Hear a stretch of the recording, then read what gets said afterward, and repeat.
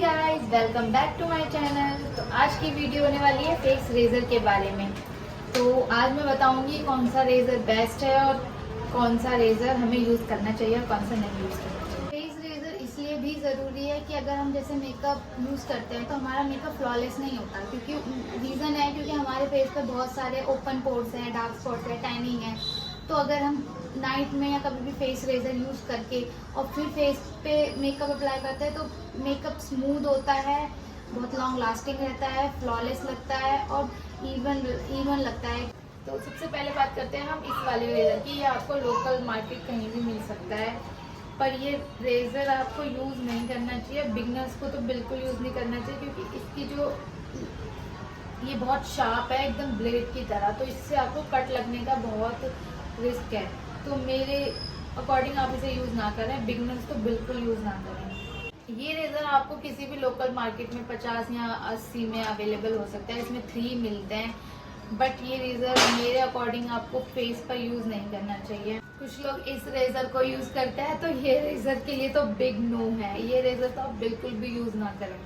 ये अपने हाथ के लिए आप यूज़ कर सकते हैं, लेग्स के अंडर आर्म्स के लिए यूज़ कर सकते हैं, लेकिन फेस के लिए नहीं यूज़ करना चाहते हो तो आप ये भी यूज़ कर सकते हैं। पर इसके लिए भी एक टेक्निक है कि आप इसे यूज़ कर सकते हैं। ऐसे यूज़ करना है तो आपको एक इतना बड़ा थ्रेड लेना है, उसको डबल करके आपको यहाँ पे नॉट लगानी है। जब आप उसको यहाँ पे नॉट लगा देंगे तो ये कुछ इस तरीके से बन जाएगा।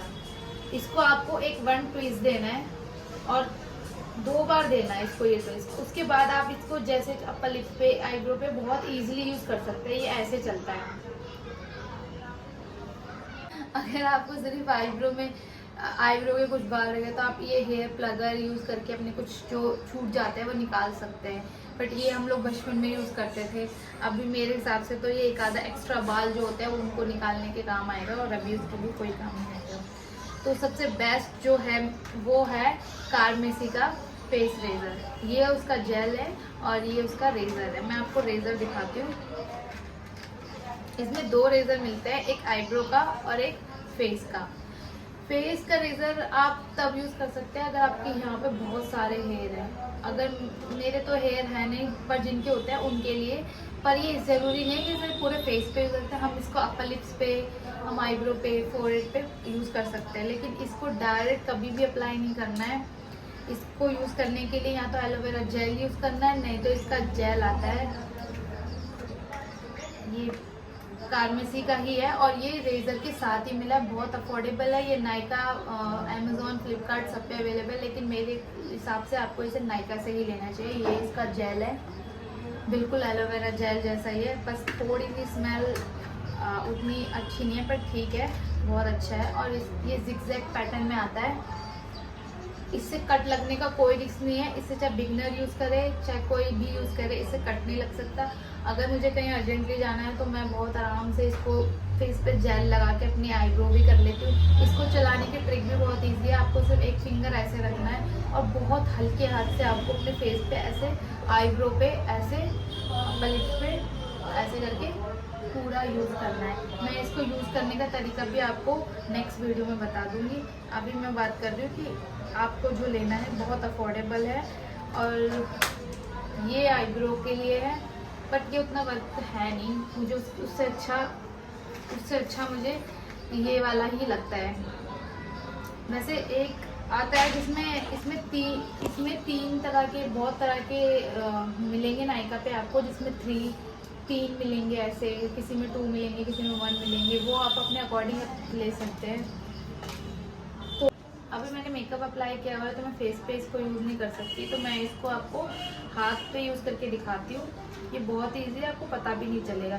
और अगर आप इसे पूरे फेस पे भी करते हैं ना, अगर आपके छोटे बाल भी आप करना चाहते हैं, आप उसे क्लीन करना चाहते हैं पूरे फेस पे, तो जब आप इसको यूज़ करके उसे क्लीन करोगे ना तो बहुत सारी डर्ट निकलेगी, बहुत गंदा निकलेगा, जो बाहर हवा से हमको हो जाती है, टैनिंग वैनिंग हो जाती है, तो इससे वो निकल जाता है। आपको बस ऐसे अप्लाई करना है और जिस डायरेक्शन आपको, इसी डायरेक्शन में अपने फेस पे इसे यूज़ करना है। इसको अपर डायरेक्शन में नहीं करना, आपको नीचे ही करना है इसको। अपने फेस के लिए भी, आईब्रो के लिए आपको साइड वाले डायरेक्शन यूज़ करना है, पर इसको एकदम खड़ा यूज़ मत करना, थोड़ा सा ऐसे लिटा के यूज़ करना। तो आप इसको जब ये ऐसे यूज़ करोगे ना, ये मैं अपने हैंड पे दिखा रही हूँ आपको, ऐसे करके दिखा रही हूँ, बस इससे कोई कट नहीं लगता है, कुछ नहीं होता है, और ये ऐसे करके पूरा क्लीन हो जाता है। मेरे तो वैक्स भी हो रखी है तो हेयर है भी नहीं, पर ऐसे करके देखो थोड़े बहुत हेयर इसमें आ गए हैं, और देखो टैनिंग भी थोड़ी सी निकल गई है। फेस रेजर इसलिए भी ज़रूरी है कि अगर हम जैसे मेकअप यूज़ करते हैं तो हमारा मेकअप फ्लॉलेस नहीं होता, क्योंकि रीज़न है क्योंकि हमारे फेस पे बहुत सारे ओपन पोर्स हैं, डार्क स्पॉट्स है, टैनिंग है।